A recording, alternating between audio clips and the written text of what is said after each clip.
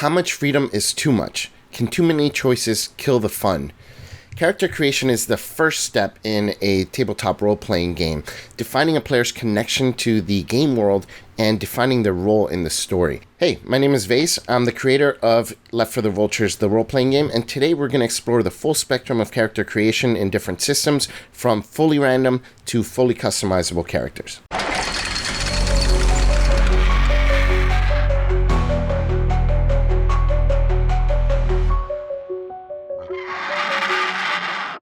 So starting with the random character creation, OSR systems most of them have at least a little bit of this, from dice rolling for your character's attributes to sometimes dice rolling for everything in between, from your health pools to your actual abilities. Some of them actually have some randomness included in character advancement, like say Shadow Dark. Some randomize classes and abilities right from the start, such as Merkborg. So the OSR tends to have a little bit of randomness in that, and I think that's part of the charm of those types of games. There's pros and cons to every type of character creation method. The pros of this randomness is that it's fast, it's surprising, it encourages players to adapt, and maybe even can spark some creativity in someone who's unsure about what type of character they wanted to play. For example, if I roll up a character and he ends up rolling a 3 for intelligence, well, he's really not that bright, and now it can spark some creativity as to how this character became an adventurer, why he is able to do the things he does despite his limited intelligence. Now, I think it's pretty clear the cons of this type of system. It can create really highly unbalanced characters, and it gives players less control. Now, games like Shadow Dark that are more modern but old school fundamentals, they limit the power gap by making the randomness tied to specific classes, and just within, it's kind of random within just a small pool of random options when you advance your character. So it kind of keeps things a little bit more controlled and a little bit more balanced. So I think that's the right approach for something like that. Fully random characters in every step of the way. Some people may like that. I know it has its certain niche appeal, but I think a large majority of players want to have a little bit of control with their character creation if they're going to be attached to this character and playing them for a long time. Now, on the complete opposite end of the spectrum, we have the systems that offer you full freedom for character creation. GURPS is probably the biggest example of this. It's the generic universal role-playing system. They have a pure point-buy system and offers basically limitless different combinations that you can do to make your character. Players get to pick everything from their skills to their disadvantages, and there's just extreme customization with this game. Fate Core, they're defined by aspects. So Fate Core is another system where it's fully customizable, but it's more narrative driven. It's kind of like you pick a trait like retired war hero or something like that, or a sly con artist, that kind of stuff. And the two are, even though they're fully customizable, they're still somewhat different from each other. So GURPS gives you maximum creativity. It can support pretty much any setting, but having so many options can create analysis paralysis. I know a lot of players who have issues with having too many options, especially if they're not really familiar with the game yet. They don't know how powerful an ability truly is until they become more familiar with the game. So it does create some issues, especially for newer players. Fate Core, on the other hand, does encourage more storytelling and player-driven adaptability and creativity, but it lacks mechanical depth. Even though you're fully customizable, it's all in your mind. There's no rules really attached to it, which kind of can be disappointing to some players who like a little bit more crunch. And of course, it's limited by the collaboration between the player and the game master. If the player and the game master can't agree on some particular aspect of the character that you're making, you're kind of stuck there. So it's not like you have rules that are defined where you can say, well, I pick this, and everyone agrees, well, that's an option, so let's go ahead and go with it. In this case, it's kind of more like working together with your game master, which some people like, but again, it's not for everyone. Now, we spoke about the two different ends of the spectrum. Now, as we kind of close the gap in towards the middle, you have the class-based systems and systems that are semi-restrictive. So this would be like Dungeons and Dragons 5th edition. These characters can be somewhat random, so you roll your stats, or you can choose your stats, so it's all based on your play group, but your roles are defined by your classes, so that is something that you get to pick, but then limits your options. So it's easy for newer players. You have kind of established progression paths. There's a kind of a strong niche options that you can pick from, but it can feel somewhat restrictive for players that want unconventional characters or unconventional roles. You're kind of put into this box and you're fighting against the system to try and make something unique. Warhammer Fantasy Roleplay, characters start kind of in mundane, gritty roles, and they evolve through kind of a structured career path. So the good thing about this is that it matches the tone of the game. It's very grim and dark, very grounded, so the characters start off very grounded. But random starting careers can be a little bit disappointing for some characters, for some players who may have had an idea for their character and they roll some weird career path that they didn't want. So now you have to kind of work with your game master to see if they'll let you re-roll it or choose it or whatnot. Now we're going to talk about hybrid systems and flexible constraints. So like Blades in the Dark, they choose playbooks and they define the unique abilities, but they still allow for a lot of creative growth for the characters. It's focused, but it's flexible.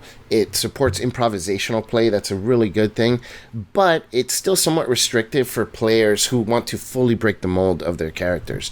Pathfinder 2nd Edition, kind of in a different way, they offer deep customization, but after you've picked your roles. So let's say once you choose a fighter and then you pick your race, or I think they call them ancestries now you get a bunch of options within those choices. So it's not like it's fully customizable. You pick kind of a role or whatever, and then you can customize from within that. And there are massive amounts of options that keep growing every few months that you can pick from to even further allow customization of your character. This is pretty cool. It is definitely one of the systems that offers the most tactical depth for character creation, and it still has a really strong mechanical backbone, but the cons of this are that new players get really overwhelmed. I mean, I'm telling you, when I tried to get my group to start playing Pathfinder 2e, it took a while to convince them because they were looking through the rules, and when they were making their characters, it was just list after list. They didn't know what anything did. They didn't know how something would impact actual gameplay. So it's very, very demanding of a player to be familiar with the rules in order for them to make the most informed decisions. And a game as tactical as Pathfinder, you want to make informed decisions. You don't want to just randomly pick stuff. So that's a kind of a catch-22. You basically have to become familiar with the system in order to then make more informed decisions. Finally, we're going to talk about games that have gradual complexity and they kind of guide your roles. So games like Lancer, this is a great game about mechs. Basically, you choose a pilot with a few core abilities. You choose a basic mech that almost everybody has the same mech to start with a few options to differentiate each one. And then as you advance, you get to expand into different options and different groups of mechs that you can pick abilities from. And as you advance further, you can mix abilities from other mechs into your mech. And so as you advance, you get more and more complex and your options start to open up. I believe that Shadow of the Demon Lord also kind of works like this. It's really cool.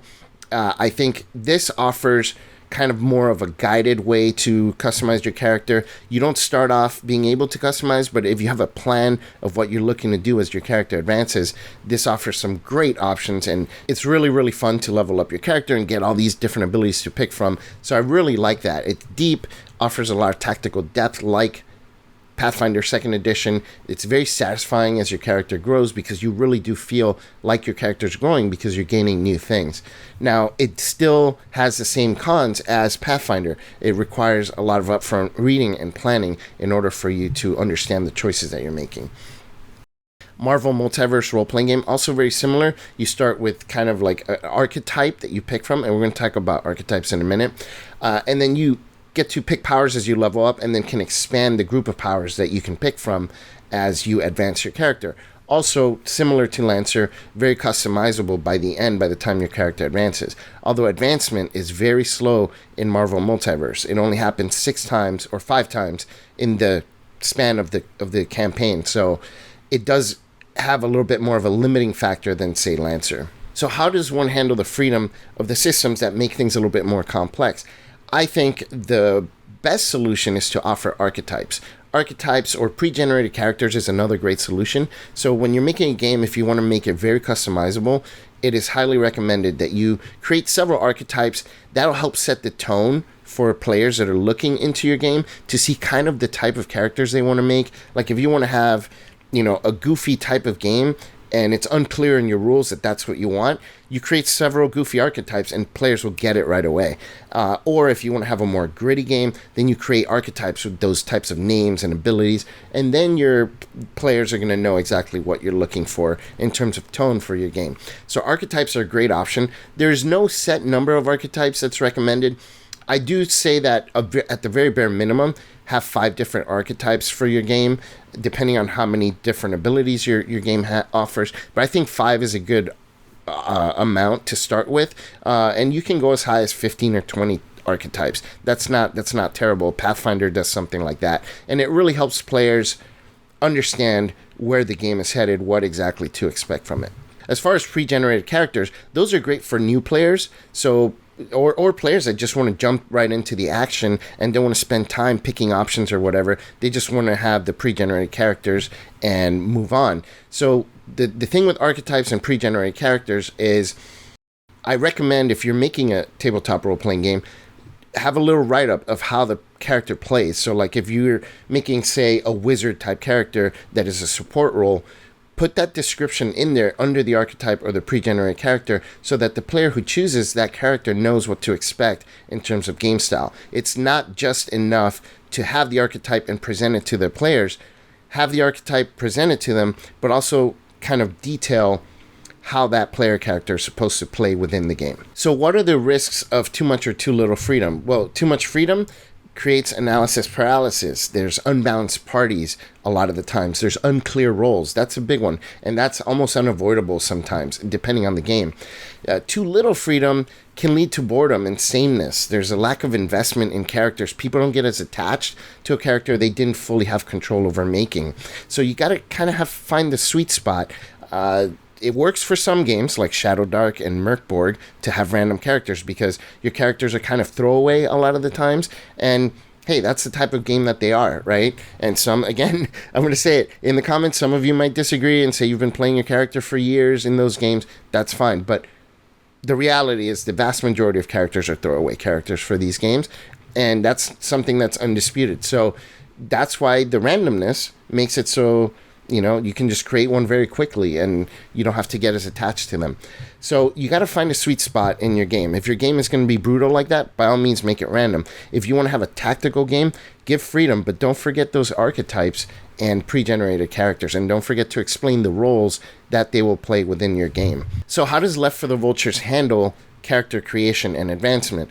We do offer a full point-buy system for customization of your attributes, your health pools, and your abilities, including your masteries and disciplines, which are kind of like your abilities and powers within the game. So in addition to that, characters gain vengeance dice and grit as they fall or they suffer losses. So your advancement happens both through victories and through defeats. But with character creation, you have fully customizable options. You can basically pick abilities and pick whatever attributes you want based on this point-buy system. So it offers a lot of freedom. So my game does fall within the ranks of the full freedom type of game, where I did need to create archetypes and pre-generated characters in order to show players the type of characters that they can make. I think if someone starts with one of those two, either pre-gen or an archetype, they at least will have an idea, they play with that character, and now once they're used to the game and how it works, now they can take advantage of the full customization and make their own cool, gritty character. So yeah, character creation isn't just about stats, it's about defining your character's role in the story. So whether you want full customization for your game or clear guidance, it really depends on the type of game you're trying to create and the type of tone that you want for your game. So now I want to ask you guys, what's your favorite character creation system? Or if you're making a tabletop role-playing game, what does your character creation system look like? Does it fall within one of the categories I talked about? Or is it something completely different? Let me know in the comments. I'd love to hear about it. So thanks for hanging out. Again, my name is Vase Odin from Left for the Vultures. We circle around to the next one.